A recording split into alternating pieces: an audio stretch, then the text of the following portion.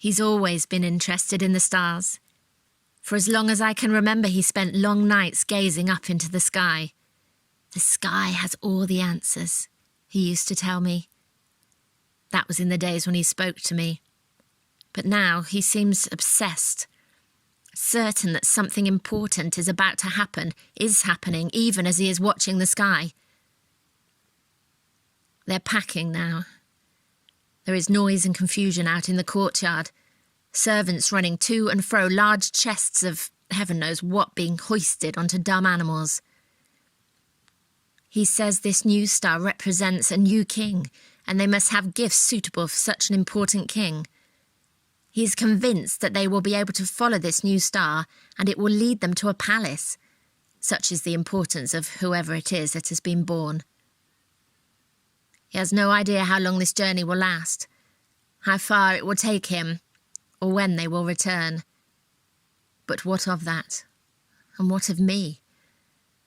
He does not have to care for the children, oversee the servants, maintain a large household.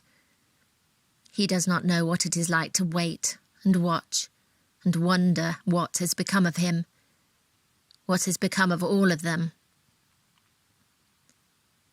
Yes, of course, I will have to stay at home and wait for his return, trusting to the gods of fate that nothing will befall him or his fellow travellers.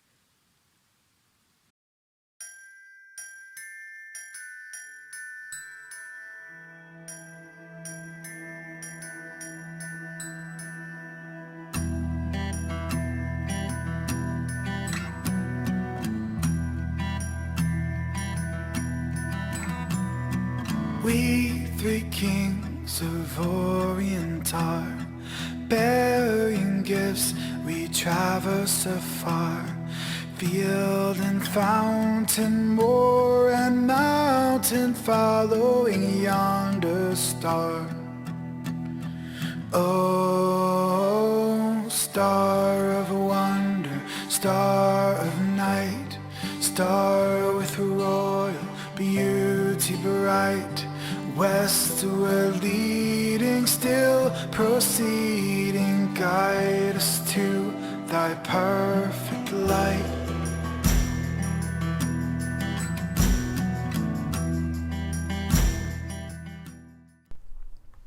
My master is a good man, and I have worked for him since childhood. It is my job to do his bidding, whatever he requires. He watches the skies and talks to other important men. I worry what good can possibly come from all this stargazing. I sense something of importance is near, and yet... Quick! I must pack. We are going on a journey, but unlike other journeys, we do not know how far we will travel, or for how long. My master seems quite sure, excited even, despite the hardships that we are certain to face. He says we are going to find a new king. I told you, no good would ever come from all this stargazing. What do I care about a new king?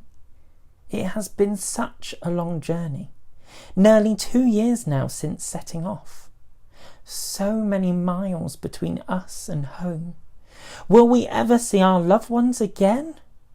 My master is convinced we are going in the right direction, supposedly following this one bright star. Certainly it is brighter than anything I have ever seen. But is there anything worth this much hardship? I knew no good would come from all this stargazing. Finally, we have reached a palace. Surely here we will find my master's new king. And hopefully he will be done with all this stargazing. But this palace is an unholy place. The old king is renowned for his cruelty and passionate anger. The servants say there has been no child born here in many years. Is this the end of our journey? Are we to return home shamefaced? My master will be called a fool, no doubt, to have undertaken such a useless journey. You see, I was right to believe that nothing good could come from all this stargazing.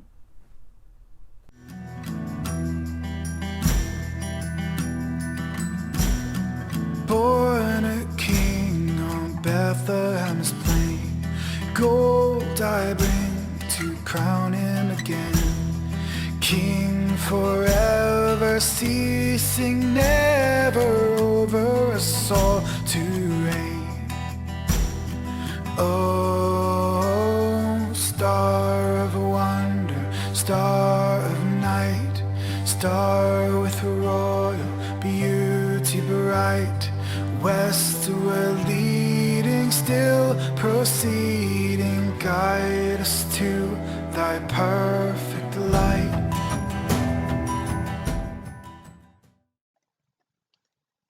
Welcome to our palace here in Jerusalem. I understand that you would like to meet with King Herod. He's a little bit caught up at the moment, and as one of his advisors, I'd advise you probably best not, based on his temperament. You asked about the Magi. Now, what I can tell you should be suffice for your needs. The Magi came from the eastern countries, and they were following a star. It was the brightest star we've ever seen in the sky. They wanted to come here and worship a newborn king. Well, there's never been a king born here in that for many years, especially in the reign of King Herod. The other advisors were saying about the prophet Micah. It said that out of Bethlehem in the land of Judah, that there will be a new ruler, a shepherd among his people, Israel. Well, anyway, King Herod had called on them and asked them to go off to Bethlehem and to go find this child. And when they do, to come back and report to him so that King Herod can go worship him too. They never did return. Probably heard something about his temperament.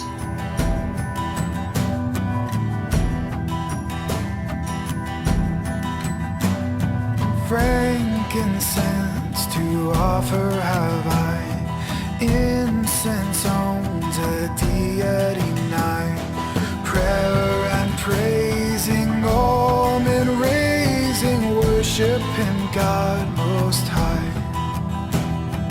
Oh, star of wonder, star of night, star with royal beauty bright, westward leading, still proceeding, guide us to thy perfect light.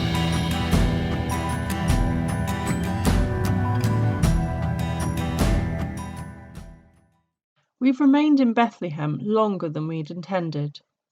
There's been plenty of work for Joseph, but yesterday some visitors arrived. So strange, from such a long way. They said they had been led by a star, and that King Herod's advisors had told them they would find us in Bethlehem. King Herod is not the sort of person you want knowing about you, or taking an interest in your whereabouts, especially when the strangers were calling our Jesus a king, and a king of the Jews at that.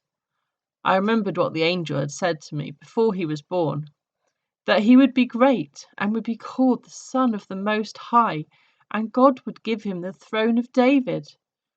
But surely all of that was for when he's grown up, and God would make it possible, and he will be a leader and have followers. But not yet, not when he's still a child, still so small. It's too soon for people to be saying this. Any people, let alone these strangers from far-off countries. They looked so out of place in our home. They were obviously used to grand houses and stately courts. But as soon as they saw Jesus, they knelt down on the ground like they were praying to God. Surely that can't be right. God wouldn't want us to bring Jesus up thinking he's God, or that he's like God.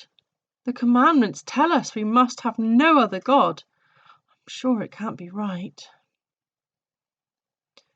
And they brought costly gifts, precious gold, rare incense, and myrrh, which they laid before him as an offering. So different to our customs. But what they represented seemed important. They said, gold for a king, incense for a god, and myrrh. I didn't hear that. Just the very mention of myrrh reminded me of the smell of death. I can't think about this anymore. I want to trust God, but I'm so afraid of what is coming.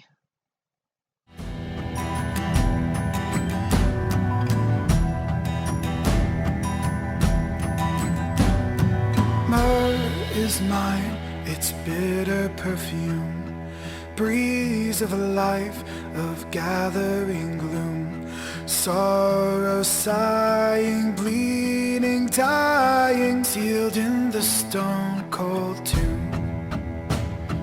Oh, star of wonder, star of night, star with royal beauty bright, westward leading, still proceeding, guide us to thy perfect light.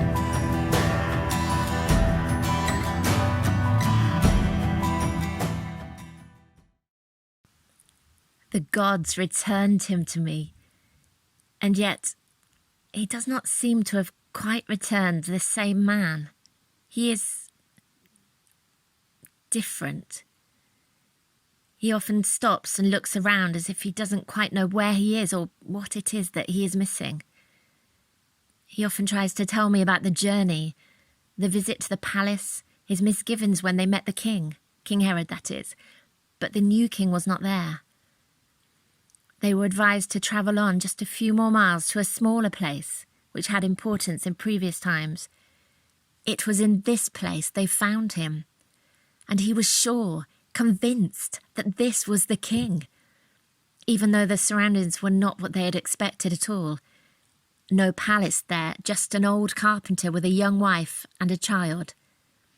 A son just the right age to have been born when they first saw the star. He says they entered in, and when they saw the child they knelt in homage, felt compelled to, yet strangely not against their will. It was as if something inside them recognised this king, a king without a country, without a title, at least not one that's permitted in this world.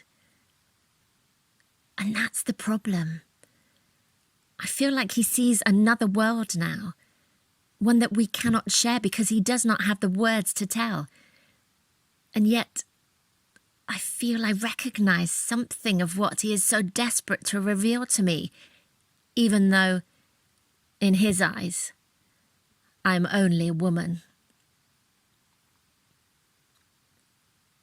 Whatever it is that he has seen, it is life-changing. And I hope that it may come to be so for me and for many others.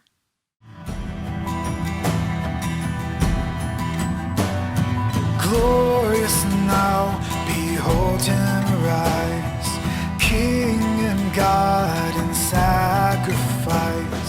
Alleluia, alleluia, bird to every place. Oh, star of wonder, star of night, star with royal beauty bright, westward leading, still proceeding,